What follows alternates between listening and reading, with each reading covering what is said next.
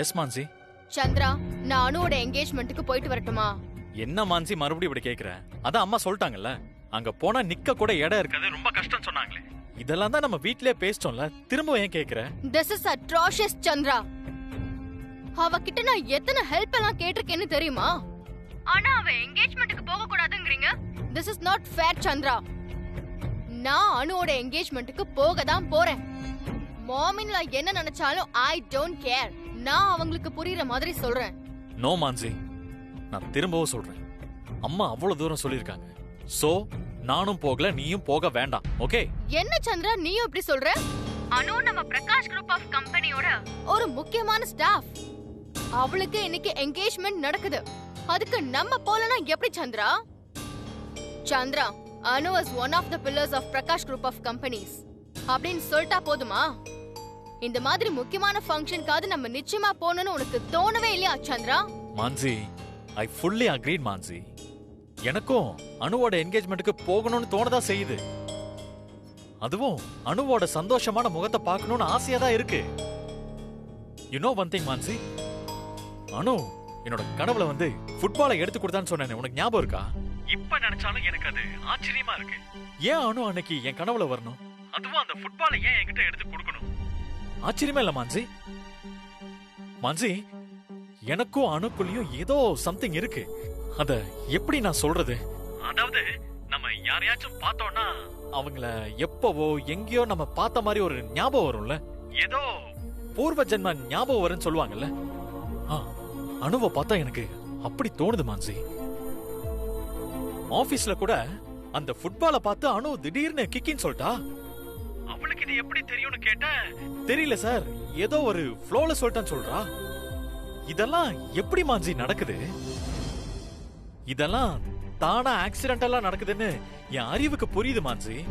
ஆனா மனசுக்கு அது தர ஃபீல் இருக்கு பாத்தியா, அது டோட்டலி டிஃபரண்ட் மான்சி. இவ்ளோ சொல்ற, ஆனா அவ என்கேஜ்மெண்ட்டுக்கு போல. உனக்கு ஞாபகம் இருக்கா சந்திரா?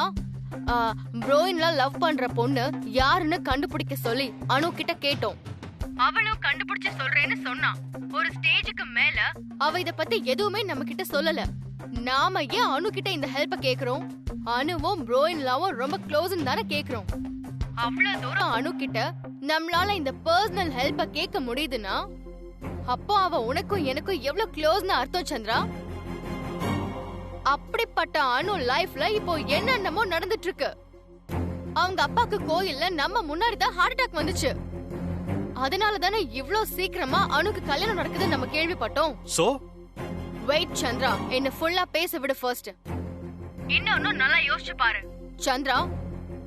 ப்ரோயின்லா இவ்ளோ நாள் ரொம்ப அப்செட்டாவே இருந்தாரு. முன்னாடி மாதிரி யார்கிட்டயுமே சிரிச்சு பேசுறது இல்ல. ஏன் ஒன்ன சாப்பிட கூட வரது இல்ல. ஆபீஸ்க்கும் சரியா போறதே இல்ல. நீதான் போற. நீ நோட்டீஸ் பண்ணியான்னு எனக்கு தெரியல. ப்ரோயின்லா கிட்ட முன்னாடி இருந்த ஒரு எனர்ஜியே இல்ல. மான்சி, இது கூடவா உனக்கு புரியல? அண்ணன் டிஸ்டர்ப்டா இருக்கிறதுக்கு காரணமே அணுவுக்கு கல்யாணம் ஆவறதுதான்.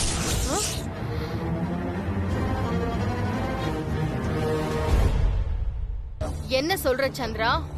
அனுக்கு கல்யாணம் நடக்கிறதுக்கும் ப்ரோயின்ல அப்செட்டா இருக்கிறதுக்கும் என்ன கனெக்ஷன்? பின்ன அனு மாதிரி ஒரு ஸ்டாஃப் கல்யாணமாகி போறேன்னு சொன்னா எந்த எம்டிக்கு தான் இப்படி இருக்காது? தேவநந்தினி ஃபேப்ரிக்ஸ இந்த ஒரு ஹைட்டுக்கு கொண்டு போனது அனுதான மான்சி. 2 ரூபாய்க்கு ஒரு தனி பவர் இருக்கு ப்ரோ. தமிழ்நாடு தலையில தூக்கி வச்சு கொண்டாடுற இந்த ஸ்லோகனை சொன்னது யாரு? அனுதான. இதனால எத்தனை crore ப்ராஃபிட் தெரியுமா நமக்கு? அப்படிப்பட்ட ஒரு ஸ்டாஃப் கல்யாணமாகி போனா அண்ணனுக்கு பின்ன எப்படி இருக்கும்? அதுதான் அப்செட் ஆயிருக்காரு. ஓ, நீ இதுதான் சொல்ல வந்தியா? நான் வேற என்னமோன்னு நினைச்சேன். வேற என்னமோனா? லீவ் இட் சந்திரா, எனக்கே ஒரே கன்ஃபியூஷனா இருக்கு. But Chandra, somehow I feel இந்த கல்யாணம் அனுவோட சம்மதமே இல்லாம நடக்குதோன்னு எனக்கு தோணுது. நோ, நீயா ஏதாவது கற்பனை பண்ணிக்காத மான்சி. கம்பல்ஷனுக்காக கல்யாணம் பண்ணிக்கிறவ இல்ல அனு. தன்னோட ஒப்பீனியனுக்காக ஸ்ட்ராங்கா நின்னு பதில் சொல்றவ அனு. சொல்ற மாதிரிலாம் நடக்கிறதுக்கு சான்ஸே இல்ல மான்சி. எனக்கே தெரியல சந்திரா, நான் ஏன் இப்படி எல்லாம் யோசிக்கிறேன். பட் என்னால இதெல்லாம் கண்ட்ரோல் பண்ணவே முடியல. அதான் சொல்றேன், நான் போய் ஒரு தடவை அனுவை பார்த்துட்டு வந்துடுறேன். அப்போ கன்ஃபியூஷன் எல்லாம் கிளியர் ஆயிடும்ல. நீயே முன்னாடி சொல்லிருக்கல சந்திரா, அனு ஒரு சிஸ்டர் மாதிரி உனக்கு கதை சொல்லி உனக்கு கன்வின்ஸ் பண்ணான்னு. அந்த மாதிரி ஒரு குட் ரிலேஷன்ஷிப் உனக்கும் அனுவுக்கும் இருக்கும்போது அவ என்கேஜ்மெண்ட் அப்போ நீயும் அவ பக்கத்துல இருந்தா அவ எவ்வளவு சந்தோஷப்படுவா. உன்னால வர முடியலன்னா தட்ஸ் ஃபைன். அட்லீஸ்ட் ஓ சார்பா நானாவது அங்க இருந்தா அவ ஹாப்பியா ஃபீல் பண்ணுவாள சந்திரா. சந்திரா, அனு என்கேஜ்மெண்ட்டுக்கு நான் போய் அவளுக்கு ஏதாவது கிஃப்ட் கொடுக்கணும்னு எனக்கு ரொம்ப ஸ்ட்ராங்கா தோணுது சந்திரா. அனுவும் நீயும் பழகுற விதத்துக்கு அனுக்கு அட்லீஸ்ட் செய்யற ஒரு மரியாதையா இருக்கும்ல Chandra. What you feel Chandra? நீ சொல்றதெல்லாம் கரெக்ட் தான் மான்சி. பட் எனக்கு ஆபீஸ்ல நிறைய வேலை இருக்கு, என்னால போக முடியாது மான்சி. அப்போ நானாவது போயிட்டு வரேன் சந்திரா. நோ மான்சி, அம்மா அவ்வளவு தூரம் சொல்லிட்டு போயிருக்கும் போது அம்மா உன்னை அங்க பாத்தாங்கன்னா என்ன நினைப்பாங்க மான்சி? அது நல்லா இருக்காதுடா. இங்க பாரு, அனு எப்படியும் என்கேஜ்மெண்ட் முடிஞ்சதும் ஆபீஸ்க்கு வருவா. இங்க பாரு மான்சி, அனு என்கேஜ்மெண்ட்டுக்கு போகாதது எனக்கு கவலையா தான் இருக்கு. But what to to Mansi? நீ என்னைக்குதான் என்ன புரிஞ்சுக்க போறியோ? மான்சி, ப்ரோ இன்லா யார லவ் பண்றாருன்னு அனு கிட்ட கேட்டோம். ஆனா அவ சொல்லவே இல்ல. சந்திரா ஃபுட்பால தேடிட்டு இருக்கும் போது மாமின்லா சொன்னாங்க இன்னைக்கு சூர்யாவுக்கு என்கேஜ்மெண்ட் நடந்திருக்கணும்னு. ஆனா பொண்ணு யாருன்னு அவங்களும் சொல்லல, ப்ரோயின்லாவும் சொல்லல. இப்ப ப்ரோயின்லாவும் ரொம்ப அப்செட்டா வேற இருக்காரு. எப்பவும் அனு வீட்டுக்கு போகலாம் வாணி என்ன கூப்பிடுற மாமின்லாவே இன்னைக்கு என்ன அனு வீட்டுக்கு போக வேண்டான்றாங்க. ஏன் எல்லாருமே இப்படி நடந்துக்கிறாங்க?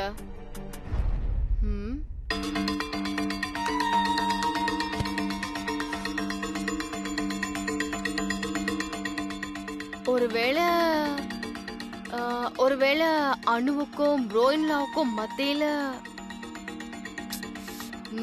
No chance. அனு அப்படிலாம் டிசிஷன் எடுப்பாளா? ஒருவேளை எடுத்திருந்தா அதனாலதான் ப்ரோயின்லா அப்செட்டா இருக்காரோ?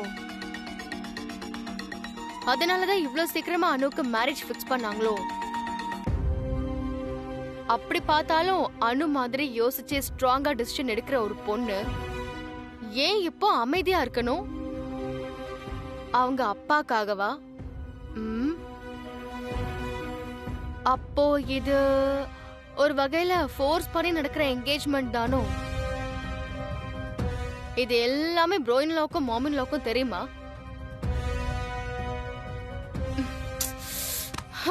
ஐயோ, எல்லா தாட்டையும் நானே என் இஷ்டத்துக்கு கிரியேட் பண்ணிக்கிறேன். இல்ல, இதுக்கு பாசிபிலிட்டிஸ் சான்ஸே இல்ல. My God, really confusing. வர வர இந்த வீடியோ ஒரு பசில் மாதிரி ஆயிப்போச்சு. இதெல்லாம் சால்வ் பண்றதுக்குள்ள என் தலையில இருக்கிற முடியெல்லாம் கொட்டிடும் போல இருக்கு. இதுல சந்திரா வேற செம்ம அப்செட்ல ஆபீஸ் போயிருக்கான். டேப்லெட் சாப்பிட்டானு கூட தெரியல. இவன் வேற ஆபீஸ்ல என்ன பண்ணி வைக்க போறானோ தெரியலையே. இங்க இப்படி யோசிச்சுட்டு இருக்கிறதுக்கு பேசாம நாமளும் ஆபீஸ் போயிட்டா என்ன? Yes, that's the correct thing. பேசாம ஆபீஸ்க்கே போய் சந்திரா கூடயாவது பேசிட்டு இருக்கலாம். இல்ல வேற ஏதாவது யோசிச்சு நானே பைத்தியம் ஆயிடுவேன்.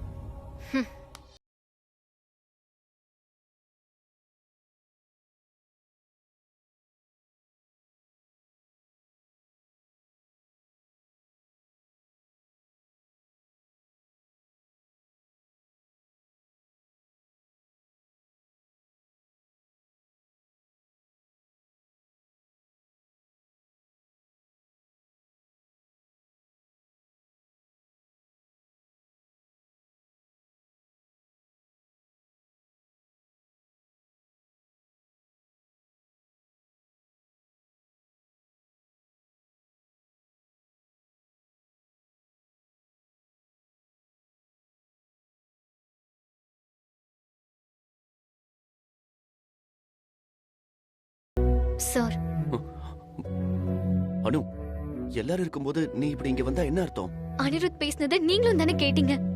என்னால இதை தாங்கிக்கவே முடியல சார். கல்யாணத்துக்கு முன்னாடி அனிருத் கிட்ட நம்ம விஷயத்தை பத்தி கண்டிப்பா சொல்லி ஆகணும். உளராத அனு, நம்ம விஷயம் தெரிஞ்சா இந்த கல்யாணமே நடக்காது. அப்படி ஏதாவது ஆச்சுன்னா உங்க அப்பா நிலைமையை கொஞ்சம் நினைச்சு பாரு. இல்ல சார், அனிருத்தை ஏமாத்த என் மனசு ஒத்துக்கல. சுமாரு, எல்லாத்தையும் நான் பாத்துக்கிறேன்.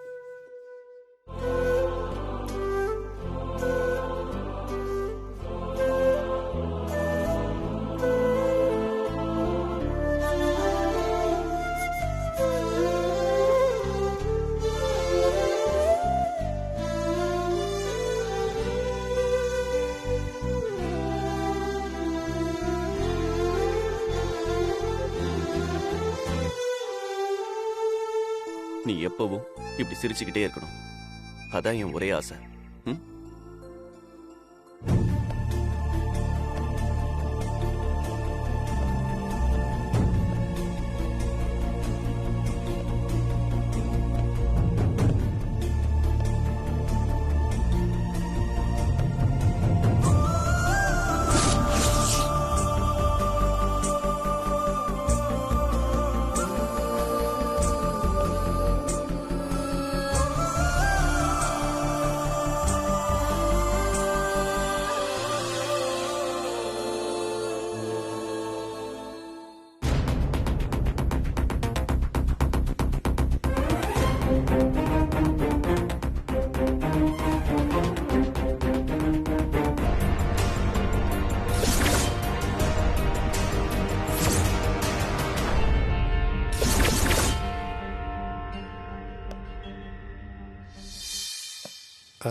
இந்த பூ கீழே நீங்கள் இல்லை, அதான் மேலே வந்தேன்.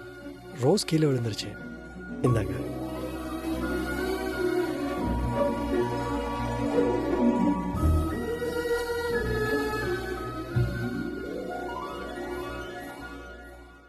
வெரி நைஸ் அனு.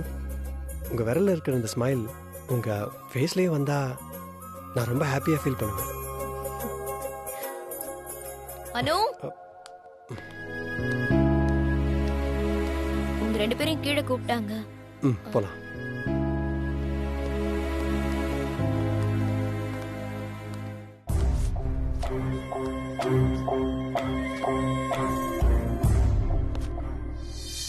நீங்க எப்படி சார் இங்க? அதெல்லாம் சொல்ல இப்ப டைம் இல்ல ரம்யா. நீ எனக்காக ஒண்ணு செய்யணும் ப்ளீஸ். என்ன சார் இப்படியெல்லாம் கேக்குறீங்க? நீங்க சொல்லுங்க சார், நான் செய்யறேன். எங்க விஷயத்தை பத்தி அனு கண்டிப்பா அனிருத் கிட்ட சொல்லவே கூடாது. அவ அப்படி சொல்லாம பாத்துக்க வேண்டியது உன் பொறுப்பு. அண்டர்ஸ்டாண்ட்?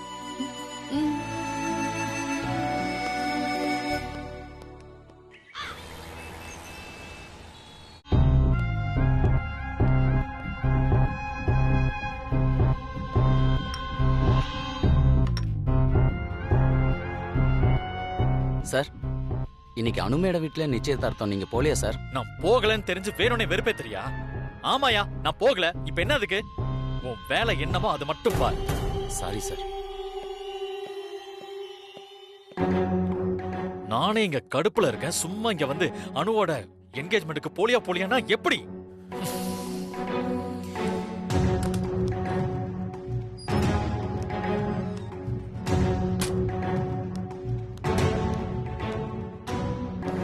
சந்திரா, ஏய் மான்சி, நீ எங்க இங்க? நீ எப்படியோ அப்செட்ல இருப்பேன்னு தெரியும். சோ உன்னை கூல் பண்ணலாமேன்னு வந்தேன். இந்தா டேப்லெட். நீ மார்னிங்கே போட மறந்துட்ட.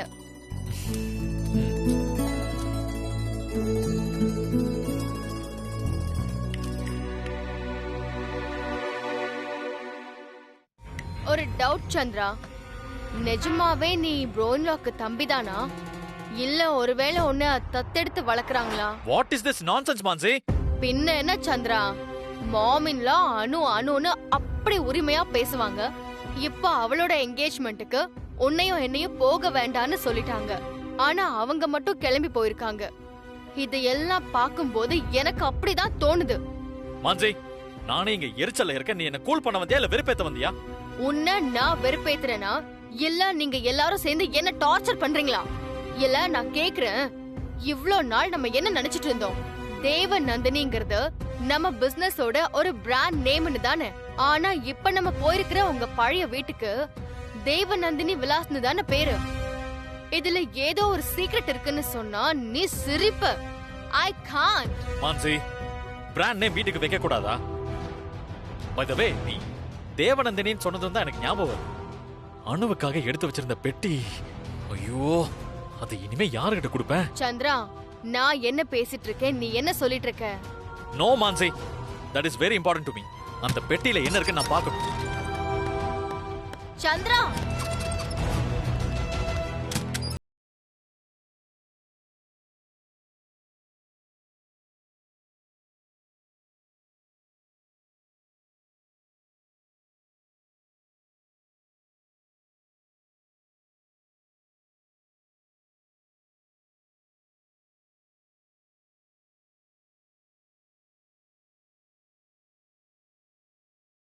ஆனா இன்னும் 2 வாரத்துல அனு எங்களெல்லாம் விட்டுட்டு ஃபாரின் போயிடுவான்னு நினைக்கும் போது தான் சார் மனசுக்கு ரொம்ப வேதனையா இருக்கு. ஆஸ்திரேலியா ரொம்ப தூரம் இல்லை, நீங்கள் நினச்சப்ப அங்கே வரலாம். இல்லைன்னா நாங்கள் இங்கே அடிக்கடி வருவோம், நீங்கள் கவலைப்படவே தேவையில்லை. சரி, ஃபங்க்ஷன் நல்லபடியா முடிஞ்சது. அடுத்து கல்யாணம் தான். அப்புறம் கங்கண கட்டுற ஃபங்க்ஷனை எங்க வீட்ல நாங்க பண்ணும்போது நீங்களும் இங்கே பண்ணிடுங்க. 2 ஒரே நேரத்துல நடந்தா நல்லதுங்கிறது ஒரு ஐதீகம். அதுக்கு என்னங்க, என்ன டைம்னு சொல்லுங்க, அதே டயத்துல இங்கே பண்ணிட்டா போச்சு. அப்ப நாங்க கிளம்புறோம், வரோம். நல்ல நேரம் எப்பன்னு ஜோசியர்கிட்ட கேட்டுட்டு உங்களுக்கு நான் சொல்றேன். சரிங்க சம்பந்தி, சரிங்க மாப்பிள்ள.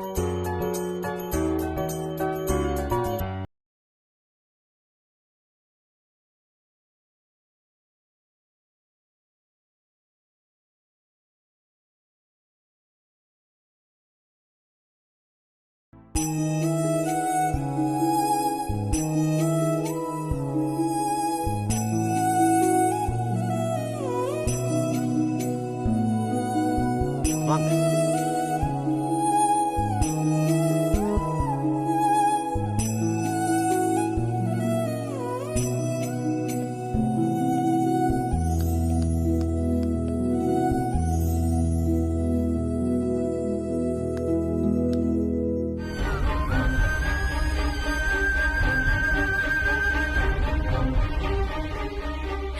தயவு செஞ்சு என்ன தேடாதீங்க சார். சீக்கிரமாவே கிளம்பி போயிடுங்க ப்ளீஸ் சார்.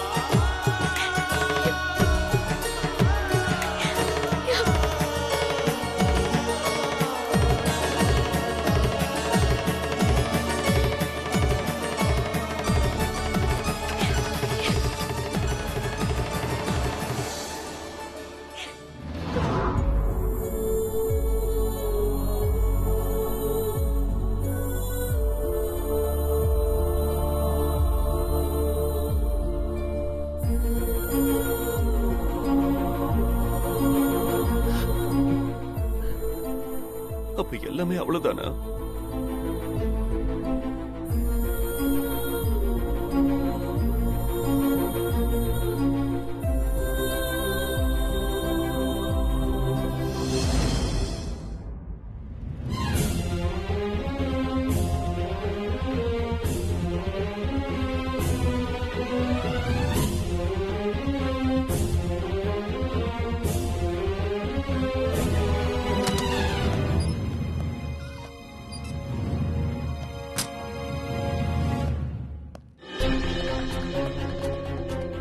என்ன சூர்யா, ஏன் தனியா இருக்க? தனியா இருக்கிறது எனக்கு என்ன புதுசா பங்காச்சு? ஏன்டா இப்படிலாம் பேசுற? நான் இருக்கேன், அம்மா இருக்காங்க, உனக்காக ஒரு பெரிய சாம்ராஜ்யமே இருக்குடா. ஆனா அனு இல்லையே பங்காச்சு. டேய், நீ சூர்யாடா, சூரிய பிரகாஷ். எதுக்கும் கலங்காத ஆள்டா நீ. நீயே இப்படி சொன்னா என்னடா அர்த்தம்? நான் வெறும் சூர்யா பங்காச்சு. என்கிட்ட பணம் இருக்கலாம், சொத்து, பிசினஸ், சாம்ராஜ்யம்லாம் இருக்கலாம். ஆனா அனு இல்ல. நான் இப்ப அனு இல்லாத வெறும் சூர்யா பங்காச்சு. இதெல்லாம் நடக்கும்னு தெரிஞ்சுதான் நான் உன்கிட்ட முதல்ல இருந்தே சொன்னேன். ஆனா நான் சொன்னதை தான் நீ கேட்கவே இல்லையடா. சரி சூர்யா, போனதெல்லாம் போகட்டும். இதையெல்லாம் மறந்துட்டு பழைய சூரிய பிரகாஷா நீ வரணும்டா. இது என்னோட ஆசை, உன் ஃப்ரெண்டோட ஆசை.